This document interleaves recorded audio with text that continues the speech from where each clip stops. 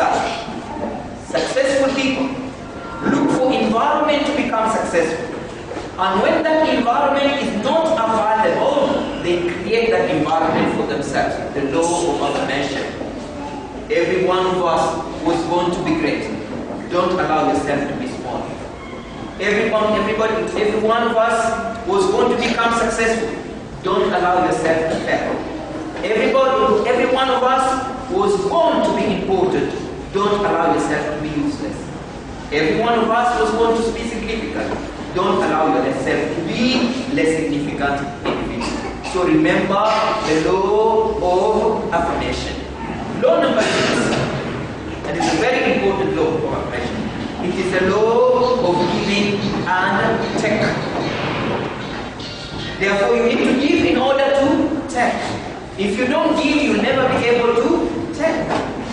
Therefore, remember, in your studies, in your success, you will need to give quite a lot in order to get back also quite a lot. Law number 7, because of time, many boys and girls, is the law of sharing. Don't be selfish in life. Whatever you are good in, share with other people. The way we taught you in this program, we were always sharing our knowledge with you without any limitation. We were teaching you during the day, we were teaching you at night, we were with you in the swimming pool, swimming together, we were with you playing ball, we were with you singing with you, we were doing everything with you because we were not selfish. Our intention is to make you become more greater than us, is to make you become more knowledgeable than us, is to make you become more successful than us, is to make you the future leader of tomorrow. So that when we die, we can be able to live for a longer time, courtesy of the good things that we will do. Because the pride of every teacher is to see his student, her student, continue with the good work that he was doing. And that is why they keep on saying, a teacher never dies.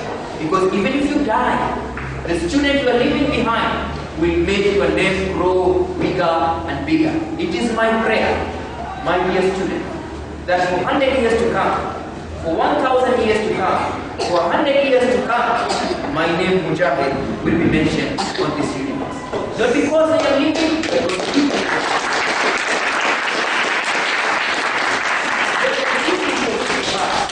think about our own personal progress. Law number 9, that is very important, is the law of being honest. Be honest with yourself and be honest with other people. Many people get into trouble in life because they're not honest. Many people get in problems in life because they're not truthful.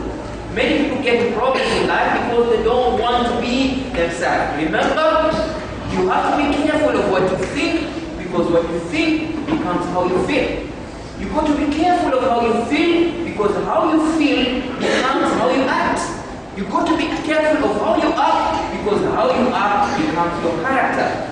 Be careful of your character, because your character becomes your destination. People describe you by what you do. You steal, you are called a thief. You teach, you are called a teacher. You treat, you are called a doctor. You are peaceful, you become an ambassador of peace. Therefore, remember, what you need to do is always to be honest with yourself. And the last law, that is very important law, remember always, success is a personal obligation. Success is a personal obligation. If you want to succeed, you've got to do it yourself. If you want to develop muscle, you've got to go to the gym yourself. If you want to be a good football player, you've got to spend time in the football field. If you want to be a good basketball player, you've got to play the basketball at the basketball pitch. And if you want to be great in your studies, get close to your books. And the books will never leave you.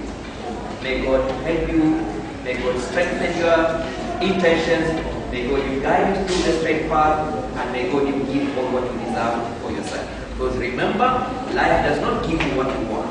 Life gives you what you are for. Thank you, and may God bless you.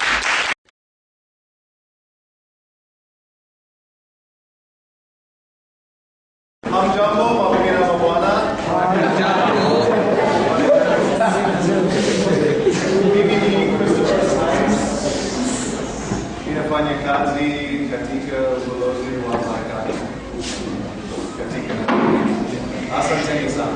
Something like that.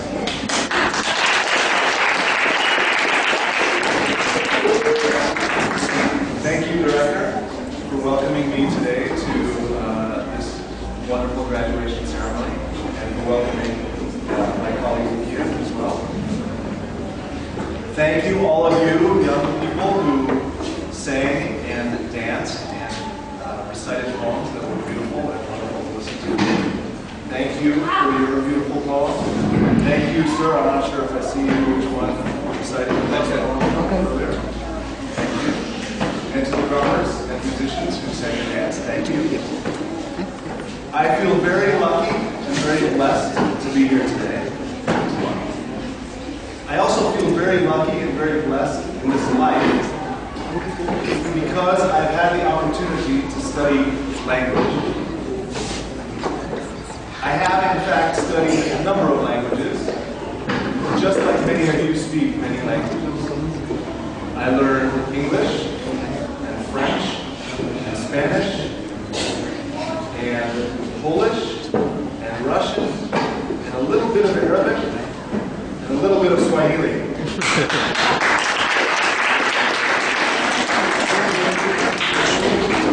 You've actually heard my Swahili, so it's only a little bit. Not very much.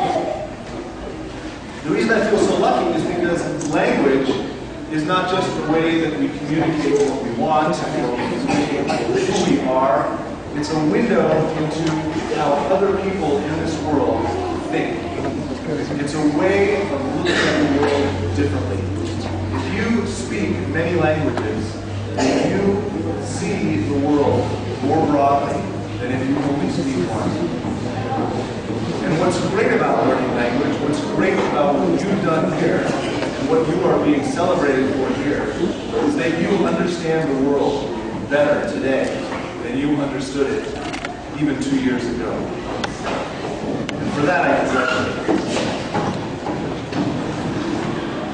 Language has a way of giving us the skills to feel more comfortable in this world. And when we feel more comfortable in this world, we're able to see other points of view, and we're able to collaborate with others who we might not have been able to understand previously.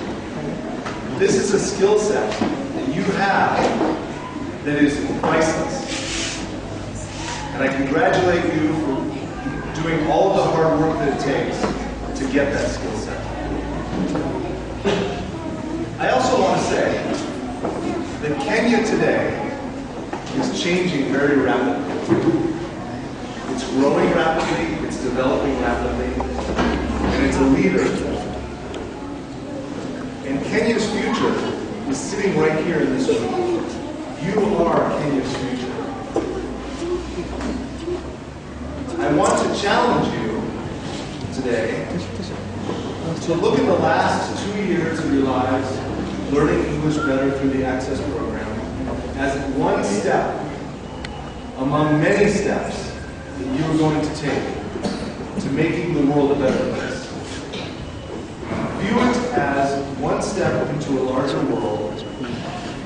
There will be many, many steps ahead of you. The director has very eloquently spoken about the hard work that it takes to gain an education.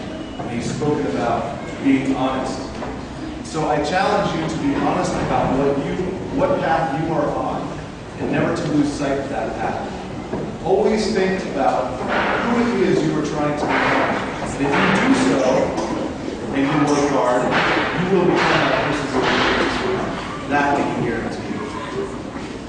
For my part, I also will take up the challenge of learning Swahili better, so that I understand Kenya better.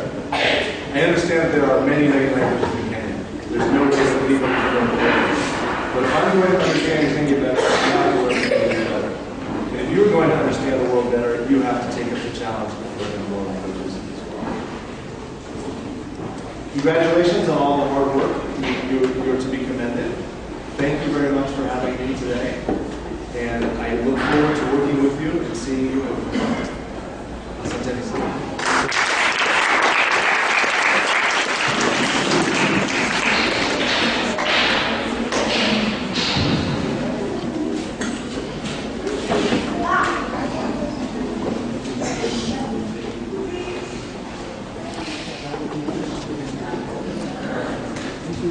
Actually,